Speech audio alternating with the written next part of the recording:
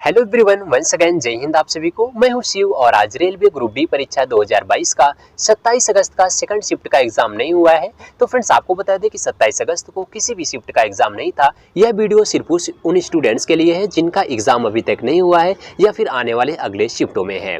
तो फ्रेंड्स अगर आपका भी एग्जाम अभी तक नहीं हुआ है तो इस वीडियो को आप लोग पूरा देखिएगा। इस वीडियो में हमने आपके लिए जीके प्लस साइंस के एक्सपेक्टेड 45 क्वेश्चन को कवर करने वाले हैं। तो फ्रेंड्स आपको बता दें कि ये सभी 45 क्वेश्चन वो क्वेश्चन होंगे जो रेलवे ग्रुप डी के पिछले शिफ्टों पर पूछे गए हैं।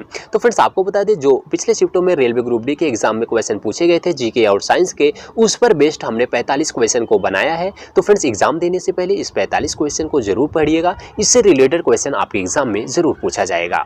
तो फ्रेंड्स आपको बता दें कि अगर आप इसी तरह से रेलवे ग्रुप डी के हर एक शिफ्टों के रियल क्वेश्चन का एनालिसिस करना चाहते हैं और साथ ही में जीके और साइंस के एक्सपेक्टेड 45 क्वेश्चन का डेली प्रैक्टिस करना चाहते हैं तो हमारे चैनल को सब्सक्राइब कर लो, जहां आपको डेली इसी तरह से वीडियोस मिलती रहती हैं। तो फ्रेंड्स बिना देरी के स्टार्ट करेंगे आज के पहले क्वेश्चन से। तो फ्रेंड्स पहला क्वेश्चन है, आईआईटी हैदराबाद द्वारा विकसित पोर्टेबल लागत प्रभावी वेंटिलेटर का नाम क्या है। तो फ्रेंड्स देखिए पिछले शिफ्ट में भी कल के शिफ्ट में पूछा गया था आईआईटी मद्रास से। तो फ्रेंड्स आईआईटी मद्रास से एक क्वेश्चन पूछा गया था कि उसने कौन सा रोबोट लॉन्च किया है। तो फ्रेंड्स इस टाइप के क्वेश्चन आगे पूछा जा सकता है कि आईआईटी हैदराबाद द्वारा विकसित पोर्टेबल लागत प्रभावी वेंटिलेटर का नाम क्या है। तो याद रखिएगा जीवन लाइट नाम है। तो इसका आंसर जीवन लाइट बिल्कुल सही होगा। फ्रेंड्स इस वीडियो में आपको हर एक सब्जेक्ट से क्वेश्चन देखने को मिलेगा, जैसे current affairs, history, geography, political science, physics, chemistry, biology, हर एक सब्जेक्ट से क्वेश्चन देखने को मिलेगा। जिससे क्वेश्चन आपके रेलवे ग्रुप डी के एग्जाम में पूछा जाता है, बिल्कुल उस टाइप के क्वेश्चन देखने को मिलेंगे।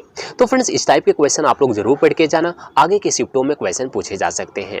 अगला क्वेश्चन है friends, miss world 2021 Carolina Bielawska किस देश से है। तो फ्रेंड्स आपको बता दें मिस वर्ल्ड 2021 की बात किया जाए तो मिस वर्ल्ड 2021 कौन है, कैरोलिना बिलावस्का है। अगर पूछा जाए किस देश से है तो इसका आंसर पोलैंड बिल्कुल सही होगा। तो फ्रेंड्स इसका आंसर पोलैंड बिल्कुल सही रहेगा।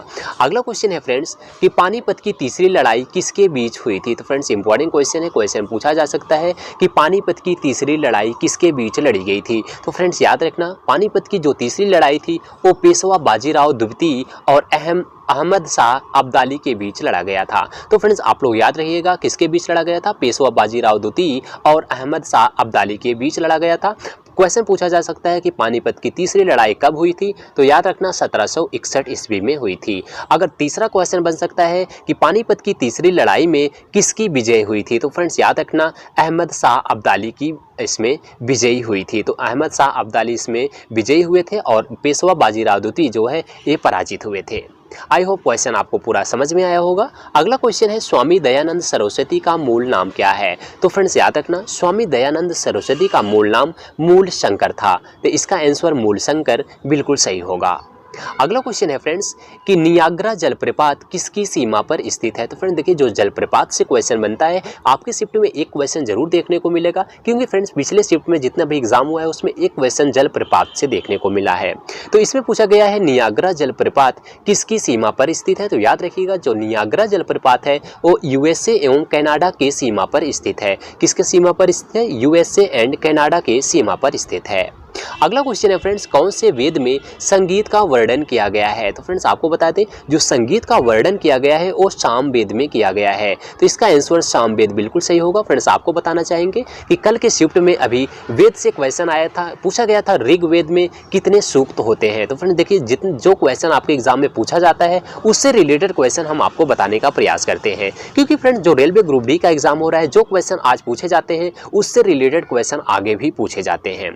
तो फ्रेंड्स इस टाइप से हमने आपको पूरे क्वेश्चन बताने का प्रयास करेंगे। अगला क्वेश्चन है, फीफा विश्व कप कतर 2022 के आधिकारिक प्रायोजक के रूप में किस कंपनी को नामित किया गया है। तो फ्रेंड्स अच्छा क्वेश्चन है, आपको बता दें करंट अफेयर से क्वेश्चन पूछा गया है, फीफा विश्व कप कतर 2022 में आधिकारिक प्रायोजक जो होगा वो कौन सी कंपनी होगा। तो याद रखिएगा बायजूस होगा। इसका आंसर बायजूस बिल्कुल सही होगा।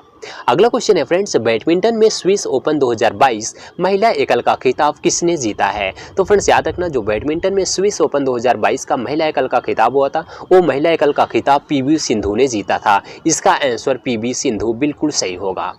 अगला क्वेश्चन है फ्रेंड्स, फिजिक्स से क्वेश्चन पूछा गया है, ध्वनि की तीव्रता मापने की इकाई क्या है? तो फ्रेंड्स अच्छा क्वेश्चन है। आपको बता दें जो ध्वनि की तीव्रता मापी जाती है हमेशा डेसिबल में मापी जाती है, तो इसका आंसर डेसिबल बिल्कुल सही होगा।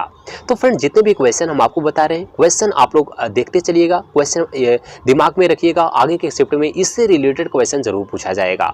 अगला क्वेश्चन है फ्रेंड्स, हवाई जहाज में फाउंटेन पेन से स्याही बाहर क्यों निकल जाती है? तो फ्रेंड्स अच्छा क्वेश्चन है। आपको बता दें हवाई जहाज में फाउंटेन पेन से स्याही बाहर क्यों निकलती है? क्योंकि ऊंचाई बढ़ने से वायुदाब में कमी आती है। तो इसका आंसर रहेगा कि ऊंचाई बढ़ने से वायुदाब में कमी आती है, इसलिए फाउंटेन पेन से स्याही बाहर निकल जाती है।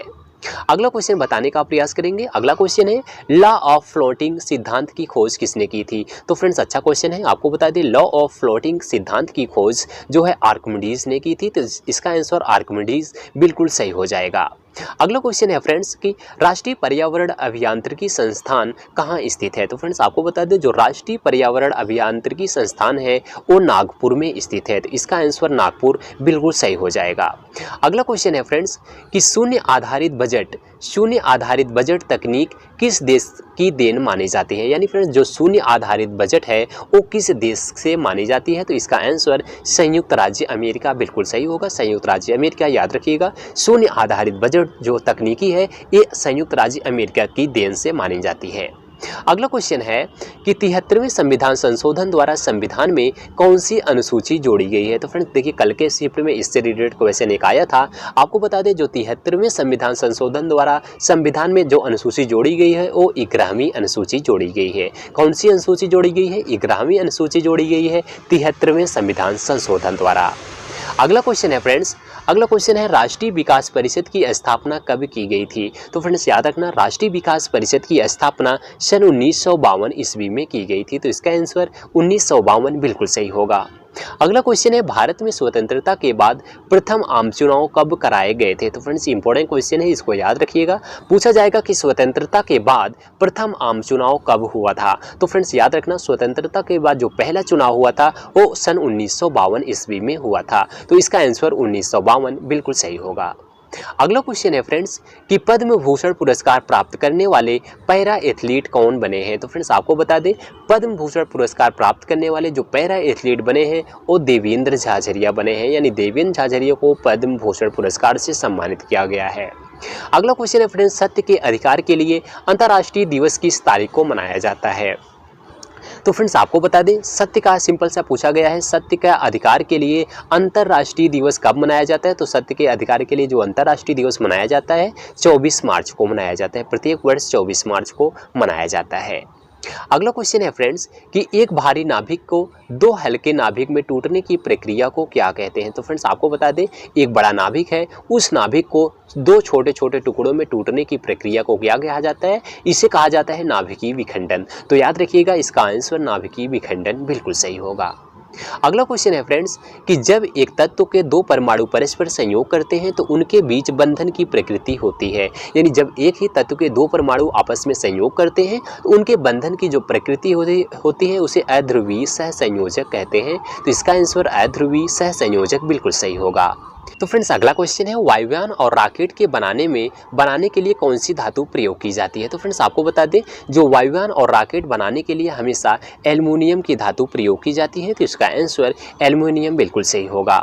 अगला क्वेश्चन है श्वसन मापन का यंत्र क्या कहलाता है? तो फ्रेंड्स अच्छा क्वेश्चन है, आपको बता दें श्वसन मापने के यंत्र क्या कहलाता है? तो याद रखिएगा रेस्पिरोमीटर कहलाता है, यानी रेस्पिरोमीटर से श्वसन मापन किया जाता है, तो इसका आंसर रेस्पिरोमीटर बिल्कुल सही होगा।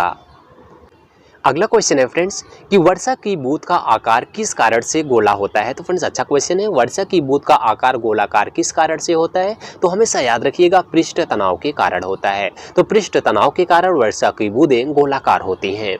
अगला क्वेश्चन है भारत तथा चीन के बीच सीमा बनाने वाली रेखा कौन सी है? तो फ्रेंड्स अच्छा क्वेश्चन है, आपको बता दें भारत तथा चीन के बीच सीमा बनाने वाली रेखा मैक मोहन रेखा है। कौन सी रेखा है? मैक मोहन रेखा है।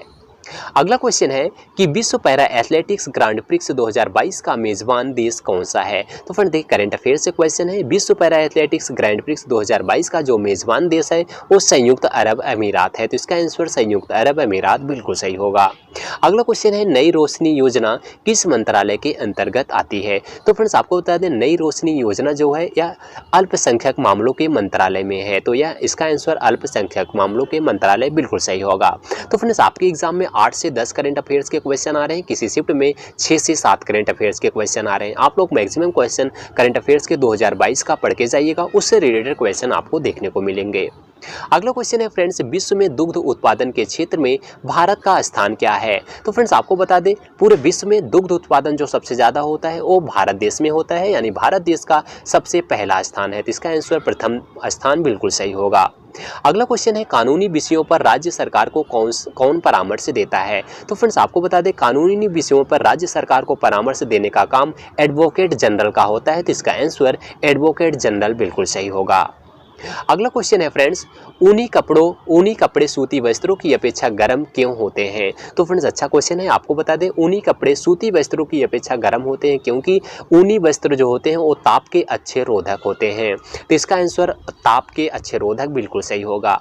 अगला क्वेश्चन है, किसी परमाणु की बाह्यतम कक्षा में कितने इलेक्ट्रॉन रह सकते हैं। तो फ्रेंड्स आपको बता दें, किसी भी परमाणु की जो बाहरी कक्षा होती है उसमें 8 इलेक्ट्रॉन रह सकते हैं। तो इसका आंसर 8 बिल्कुल सही होगा।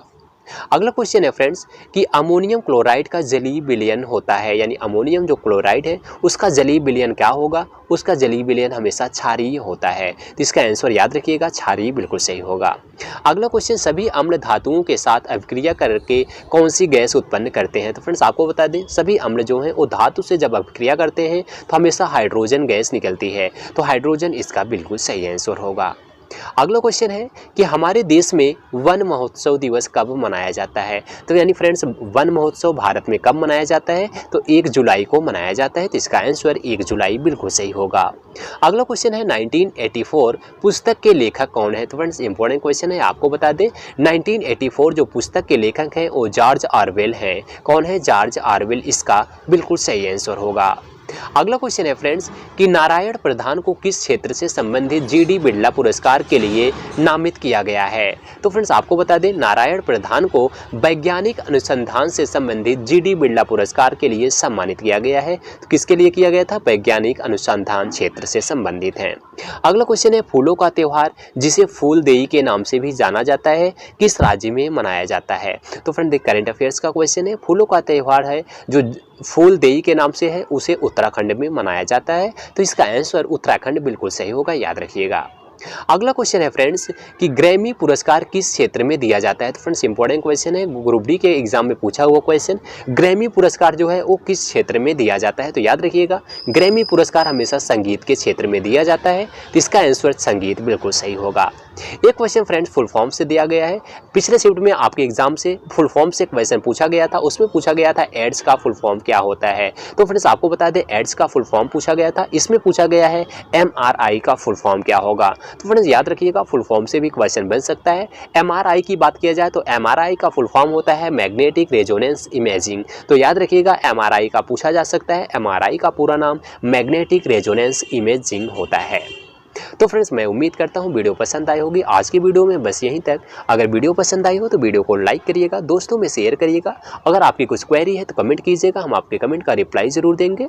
तो फ्रेंड्स मिलते हैं नेक्स्ट वीडियो में। अगर आप इसी तरह से डेली 45 क्वेश्चन का प्रैक्टिस करना चाहते हैं और साथ ही रेलवे ग्रुप डी के हर एक शिफ्टों का एनालिसिस करना चाहते हैं तो हमारे चैनल को सब्सक्राइब कीजिएगा। मिलते हैं नेक्स्ट वीडियो में, तब तक के लिए जय हिंद, जय भारत।